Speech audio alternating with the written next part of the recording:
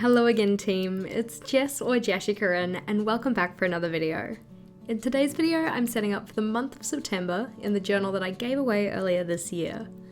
As I mentioned in some of the previous videos for this journal, I filmed each of the monthly setups so that I could show you what they ended up looking like. For the entire of this journal I tried to work essentially with just a black pen. This was mainly so that our giveaway winner could add colour if they wanted to, and also if they were adding colour, they didn't have to 1. Use a colour palette that I picked for them, or 2. Have any discrepancies between the pen colours that I used versus the materials they actually had. The theme that I went with for this monthly setup was cacti or succulents, and here on the cover page you can see I'm drawing in the 3-letter month title, and making it look like each of those letters is a cactus. I thought this was a cute way to include the theme in the headers of the pages, but you'll see when we turn over, this didn't necessarily go quite according to plan. Although I'm flipping over here, I do actually come back to this cover page to make some additions, but over the page we're onto the monthly log. And this is where things started to go a little bit wrong. Although I did measure up this calendar before going in with pen, I didn't actually measure it up correctly. September starts on a Wednesday, and although I thought I had that in the right place, I'd actually not drawn in the first day of the month. I don't realise it for a while, in fact I don't realise it until I go and try and number the calendar, but for the decoration on this page I wanted to make use of more cacti and succulent drawings. Here you can see I'm rolling in what are going to end up being little shelves for the cacti drawings to sit on. I figured it would be a nicer touch than just having them kind of free floating in space. Although that is what I went with when it came to doing the initials for each day of the week. To keep consistency in my theme, I also went in and did the September header, again making those letters look like they were cacti themselves. Not that they actually stayed in the spread for too long, because once I realised that I'd stuffed up the calendar boxes, I needed more space to put in the initial for Wednesday, so I had to make some adjustments. When it came to drawing my cacti and succulent decorations though, I had 6 main styles that I used. It's going to be a little too hard for me to actually describe what they look like. I'm not a good plant mum. I don't really know what types of cacti these are supposed to represent. But as you'll see, I just cycled through which ones I was using, so I never had 2 that were the same right next to each other. I think the nice part about the cacti doodles is that once you get the basic shapes down, they're actually pretty easy to draw. And when you have a whole bunch of them together, they can look very visually effective.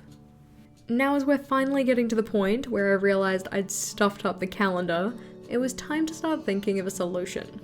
In terms of fixing the day numbers for each box, I decided just to go over this with my black Pit Artist pen, and then I was going to write the numbers in using a white gel pen. This one's a nice easy fix because black over black is a good cover up. In terms of adding in that extra calendar box though, I used an offcut from one of my previous Dutch doors to draw out a box that was the same size as the boxes I'd used in the calendar. I could then cut this out and stick it in with double-sided tape. Those were the easy fixes though. What was I going to do about adding in that pot plant for Wednesday? It wasn't going to fit next to the September title, that was for sure.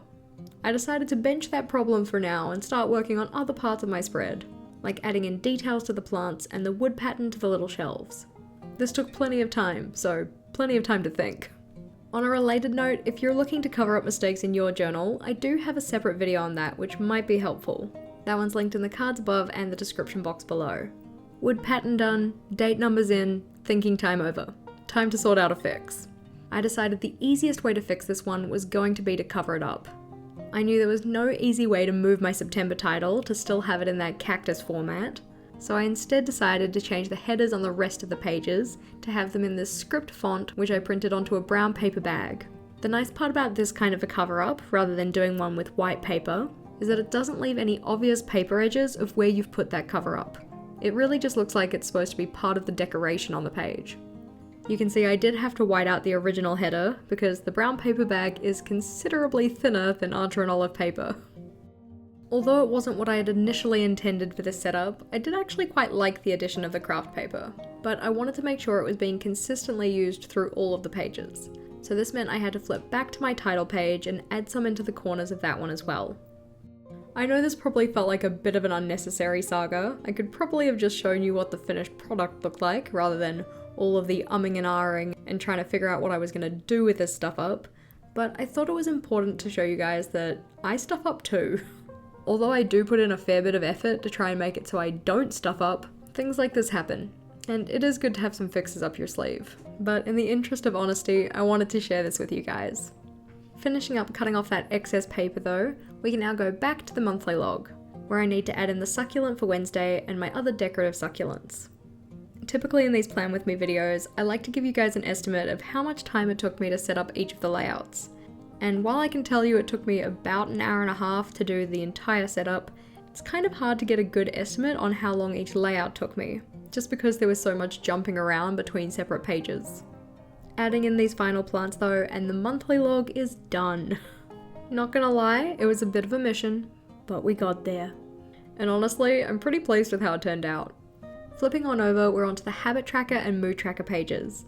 And as you can see, I've already stuck in the titles for these ones, so continuing with our brown paper bag. For each of the habit trackers in this journal, I tried to use a different one each month. So for September, I'm going with a vertical style. This is the style I personally prefer, and gives enough space to track up to 12 habits. For the mood tracker, I decided to go for a wall of shelved succulents.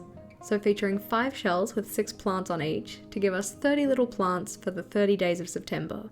The bar at the bottom of the page is where a key can be included, so probably working with a colour scale from best moods to worst moods.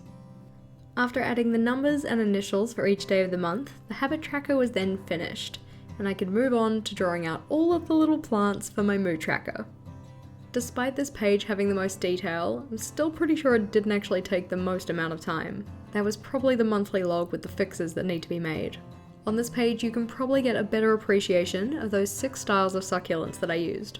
So in any column of succulents I tried to keep them different, and in any row I tried to keep them different. Although I wouldn't really call botanical drawings my niche, I did find it quite fun drawing these out. Question of the day for you guys though, what is your favourite thing to doodle? For me personally, it's probably something like stars, but I did really enjoy doing the planets in the July setup in this journal, and I actually really enjoyed doing the citrus fruits in August as well. I'd be curious to know what you guys like though. Going through a final flip through of this one though, we have the cover page, the calendar style monthly log, and the habit tracker and the mood tracker. Watching this while I do the voiceover has certainly got me more in the mood to set up my September pages, and I hope it's given you guys some ideas for your journal. If it did, or if you just enjoyed watching it, please do make sure to give this video a big thumbs up, and be sure to subscribe to my channel for more on planning, productivity, and personal development. Until next time, bye!